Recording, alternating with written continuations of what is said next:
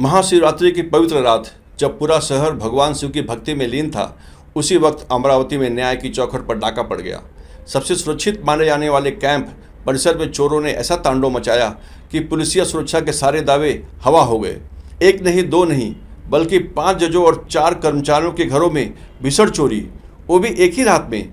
हैरानी की बात यह है कि चोर इतने बेखौफ थे कि सीसीटीवी कैमरे तो उखाड़ ले गए।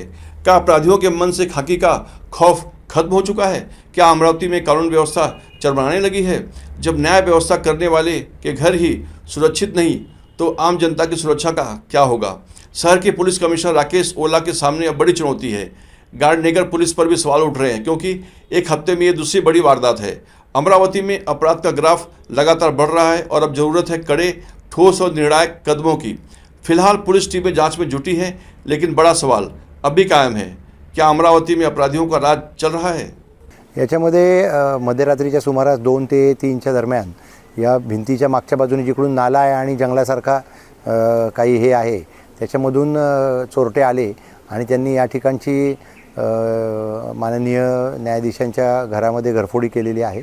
याबाबत आम्ही स्वतः आमचे सर्व गाडगेनगर आणि क्राईम ब्रँचची टीम माननीय वरिष्ठांनी सुद्धा भेट दिलेली आहे आणि त्याचबरोबर अजूनही त्या ठिकाणी बाकीच्या सगळ्या गोष्टी तपासून पुढील तपासाची कारवाई सुरू आहे। प्रत्यक्षात जे जज साहेब बाहेर गेलेले होते, म्हणजे आउट ऑफ स्टेशन होते, त्यांच्या घराला कुलूप असल्यामुळे त्या ठिकाणी घरफोडी झालेली आहे। पुढील तपास गाडगेनगरचे अधिकारी करत आहेत। सर, काही सीसीटीव्ही वगैरे चेक या ठिकाणी सीसीटीव्ही आहे। सीसीटीव्हीमध्ये आम्हाला काही क्लू मिळालेले आहेत आणि आम्ही त्याच्यावर काम करत आहोत।